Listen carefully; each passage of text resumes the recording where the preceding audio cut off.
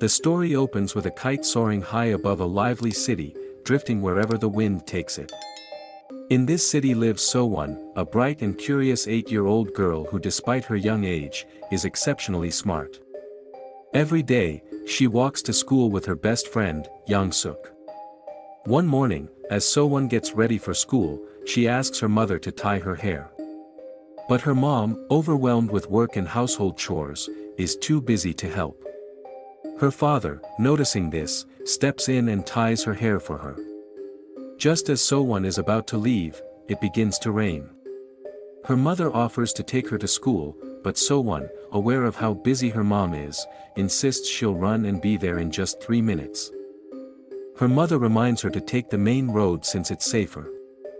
So-won heads out into the rain, but by the time she reaches the area near school, her friends have already arrived. As she walks, a man watches her from afar. In the next moment, the same kite that had been flying freely at the start of the story is now lying soaked on the road. The man picks it up and approaches So-won, complimenting her umbrella and asking if she would like to share it with him. So-won politely declines, explaining that she's late for school. She turns and sees the school building just ahead, but the heavy rain has left the path deserted and eerily quiet. In the following scene, chaos erupts and So-won's umbrella lies torn apart, and her school bag, shoes, and other belongings are scattered across an empty rain-soaked area. There lies So-won as well, battered and trembling. She musters the strength to use her phone and call for help. Moments later, an ambulance arrives and rushes her to the hospital. When So-won's mother sees her daughter's condition, she breaks down in anguish. So-won's small body is covered in injuries with clear signs of the horrific violence she endured. The man had not only assaulted her but also brutally beat her, leaving her on the brink of death. Miraculously, she survived. The doctors inform her devastated parents that she needs emergency surgery. After the operation, they explain the full extent of her injuries. In order to save her life, they had to remove large portions of her intestines and anus. So-won now has to use a colostomy bag, with a permanent artificial opening to manage her waist. The doctors gently break the devastating news, and this condition will be with her for the rest of her life. Grief and helplessness weigh heavily on her parents as they try to come to terms with the long, painful journey ahead. When So-won finally regains consciousness, her father rushes to her bedside. She looks at him and quietly asks if he didn't go to work today. Her innocent question pierces his heart with guilt, as he feels he failed to protect her. In a soft, weak voice, So-won asks him to catch the man who hurt her. She remembers that he was wearing pants with many pockets. Her father urges her to rest, but So-won pleads and says she's scared that if she falls asleep she might forget everything. Despite her young age, she is determined to help bring the man to justice. Though only 8 years old, her strength, clarity, and resilience reveal a maturity far beyond her years. Moments later, So-won drifts into sleep, and her father, struggling to keep his emotions in check, quietly steps out of the room. Outside her hospital room, the parents are met with an update from the police that they've identified the man who assaulted their daughter. Fueled by urgency and anger, So-won's father rushes to the police station determined to take action. However, the officers explain they cannot arrest the suspect yet because they lack of solid evidence and need So-won's statement to proceed. When he shares this news with his wife, she erupts in anger. The thought of making their daughter recall such a traumatic experience is unbearable to her. The two argue intensely, their emotional exhaustion and helplessness spilling out. It's clear they're both broken, struggling to process the nightmare their child has endured. In the midst of this, a police officer quietly approaches So-won's father and suggests he return home to collect So-won's toys. Surprised by the request, the father asks why. The officer explains that the psychiatrist assigned to So-won, who specializes in working with traumatized children, believes familiar toys may help her feel more at ease during therapy. Though confused, the father agrees, willing to do anything to help his daughter. At home, he finds her favorite toy named Kokong a source of comfort for her and gently picks it up, bringing it back to the hospital with quiet hope that it might ease even a little of So-won's pain. At the hospital, a female psychiatrist arrives to begin So-won's therapy. She starts by gently playing with the young girl, working to build a sense of trust and safety.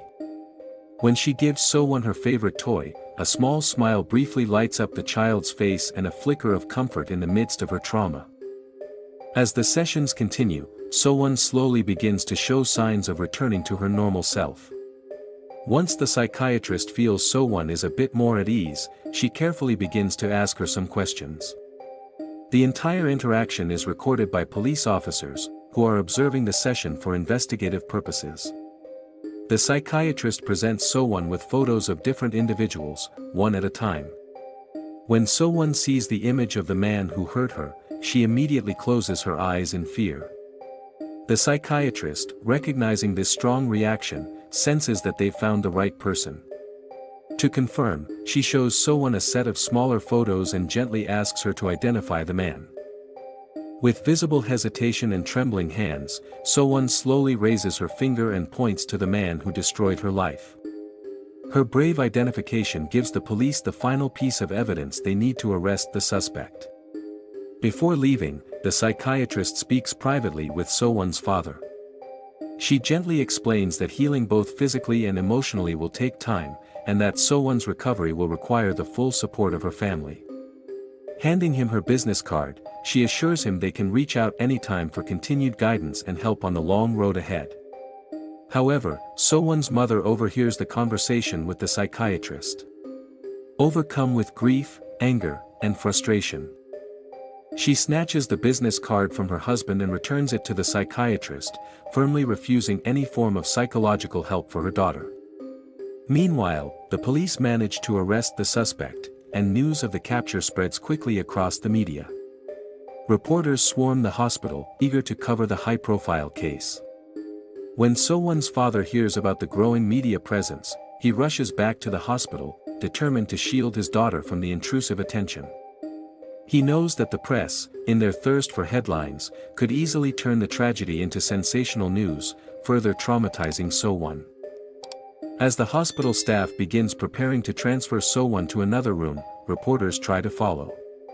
Realizing how out of control the situation is becoming, So-won's father scoops her up and carries her to a quiet isolated room on the top floor to keep her safe. As they settle, So-won, filled with anxiety and confusion, looks up at her father with tearful eyes and softly asks if she did something wrong. Holding back his own pain, he gently reassures her that she did absolutely nothing wrong and lovingly tries to soothe her fears.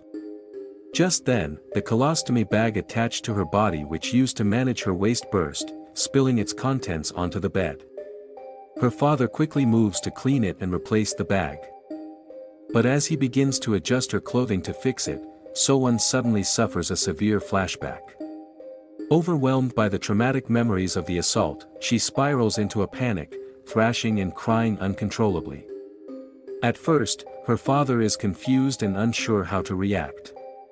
But as the heartbreaking realization sets in, he freezes, his hands trembling, and slowly steps back. The weight of what has been done to his daughter crashes down on him. He understands the true depth of her suffering and the emotional wounds far beyond he could imagine. That evening, when So-won's father visits her hospital room again, she instinctively pulls a cloth over herself the moment she sees him. Her reaction causes him to stop in his tracks. Trying to remain gentle despite the pain in his heart, he softly tells her that her mother isn't feeling well and won't be able to visit for a while. He adds, with a faint smile, that she'll soon have a baby brother. But So-won stays silent, refusing to respond. Her father quietly realizes that the traumatic episode earlier that day has made even him a source of fear for her. The realization shatters him inside, but he hides the ache behind a calm expression. Speaking tenderly, he tells her there's no need to cover her face in front of him. Without waiting for a reply, he slowly turns and leaves the room in silence. Meanwhile, hospital bills continue to mount, and her father begins to buckle under the financial strain. Out of desperation, he reaches out to a close friend and colleague who had supported him before. True to his character, the friend doesn't hesitate and he reassures So-won's father not to worry about work, promising to handle everything at the company while he focuses on his daughter. A few days later, the court hearing for the man who assaulted So-won takes place. When questioned, the man arrogantly denies all charges. He claims he was working a night shift at a construction site and, after returning home the next morning, drank alcohol and went straight to bed. He insists he has no idea what happened to So-won. But the police present damning evidence. So-won's blood was found on his clothes, and soil samples from the crime scene matched the soil on his shoes. Desperate to escape justice, the man claims his shoes had been stolen and later mysteriously appeared outside his house just before the police arrived. He even accuses the police of framing him. Among those present in the courtroom is So-won's father's friend. Unable to contain his rage at the man's blatant lies, the friend stands up, takes off his own shoe, and hurls it at the accused, shouting, "You don't deserve to be called human." Chaos erupts in the courtroom as officers rush in to restore order, the air thick with anger and emotion. Meanwhile, when So-won's father arrives at the hospital, he sees a group of people in cartoon costumes cheerfully entertaining So-won. Her face lights up with joy, and for the first time in a long while, she looks genuinely happy. To his surprise, the people in costume include his wife, her friend, and a hospital nurse. It turns out that the entire event was arranged by the psychiatrist who had previously helped take So-won's statement at the request of So-won's mother, who had reached out to her again for support. Wanting to contribute, So-won's father decides to pay for the costume rental. He visits the rental shop and asks how much one costume costs per day. The owner tells him it's $200. Realizing he can't afford the full amount, he asks if he can pay in installments. Touched by his sincerity and understanding of his financial difficulties, the shop owner offers him one of the Kokong costumes for free, simply asking that it be returned when he's done with it. Later, So-won's father surprises her by entering her hospital room dressed as Kokong. Overjoyed, So-won immediately rushes to hug him, her face glowing with excitement and happiness. The next morning, the psychiatrist sits down for another session with So-won. Gently, she brings up the topic of school, mentioning that summer vacation is ending and the first day of classes is approaching. When she asks if So-won would like to go back to school, So-won quickly shakes her head and refuses. She fears her classmates have heard what happened and is overwhelmed by the thought of facing them. The idea fills her with embarrassment and shame. Opening up further, So-won confides that although she misses school dearly, she feels guilty for being the reason her parents can't go to work. She knows the hospital bills are growing, and she doesn't want her family to suffer because of her. Her words reveal a heartbreaking maturity beyond her years. So-won carries not just her own pain, but the burden of her parents' hardship too. 2 days later, So-won is finally discharged from the hospital. Both her mother and father come to bring her home, but So-won still can't bring herself to look at her dad. Sensing her fear, he gently hangs a curtain in the car between them, hoping to make her feel more at ease. As they drive, they pass the area where the tragic incident took place. The moment they near it, So-won's health suddenly worsens and her breathing grows unsteady and she becomes visibly distressed. Her father quickly reacts, stepping on the gas to speed past the location in order to avoid further upsetting her. When they arrive home, So-won steps out of the car and immediately starts vomiting from the overwhelming stress. But just then, something unexpected lifts their spirits. On the wall of their shop, a collection of colorful, heartfelt notes has been posted. They are encouraging messages from So-won's classmates, filled with love and support. Seeing this, So-won's expression brightens her face and lights up with a genuine smile. The following morning, So-won's best friend, Yang-suk, visits her father. Struggling to hold back tears, he confesses that he feels responsible for what happened. He believes that if he had walked to school with So-won that day, none of it would have occurred. Overwhelmed by guilt, he breaks down crying. So-won's father gently comforts him, assuring him that it's not his fault and that he should never blame himself for what happened. To further show their love and support, So-won's friends send her dozens of greeting cards and messages. These thoughtful gestures slowly begin to rebuild her confidence and give her hope that she may one day return to school. The next morning, So-won heads to school accompanied by her aunt.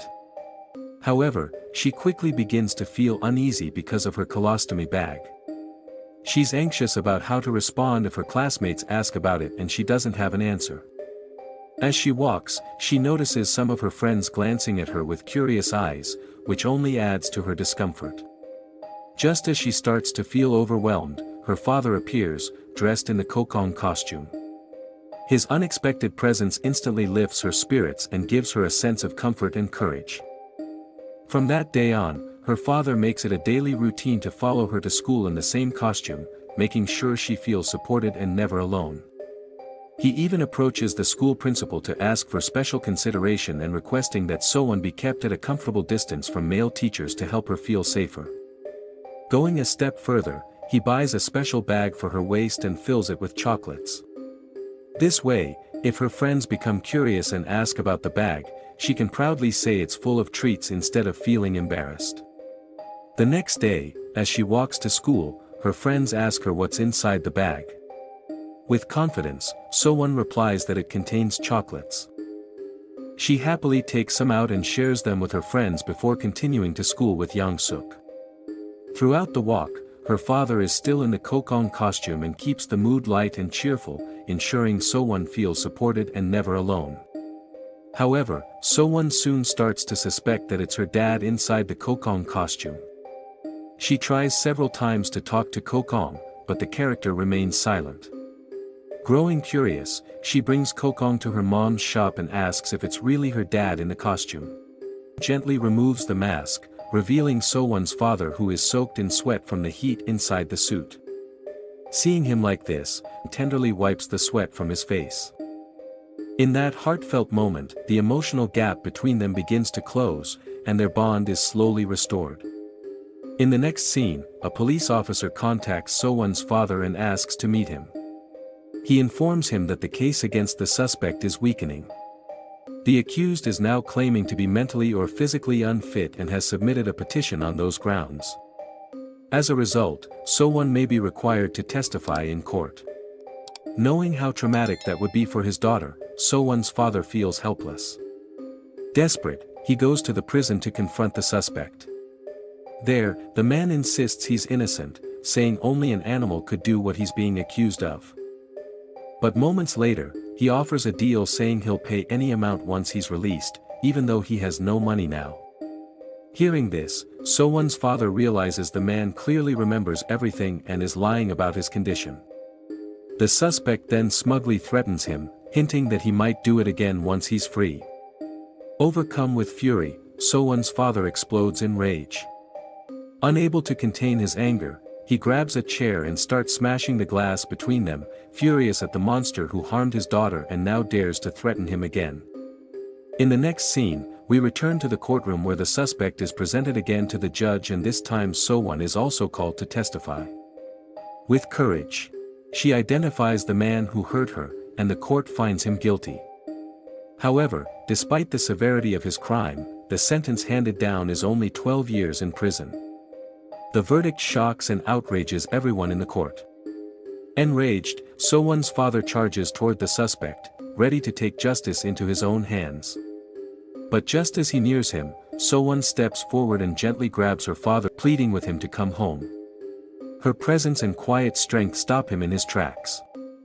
He collapses into her arms, holding her tightly as his anger gives way to overwhelming emotion. Months later, So-won's mother gives birth to a baby boy, and So-won becomes a proud older sister. She is overjoyed to meet him. And on the surface, life seems to be slowly returning to normal. Yet, underneath her smiles, the scars remain. So-won still struggles with the trauma and often leaves school before classes end, unable to fully shake the weight of what happened. Still, the birth of her baby brother brings her a new sense of purpose and a glimmer of hope for the future. The story reveals a deep lasting pain that some people carry, a pain that doesn't simply disappear with time, but one that they learn to live with every day. And that's where the story ends. If you like this video, don't forget to hit the like button and subscribe. Also hit the notification bell to get updated on every video that we upload. Thank you and have a great day.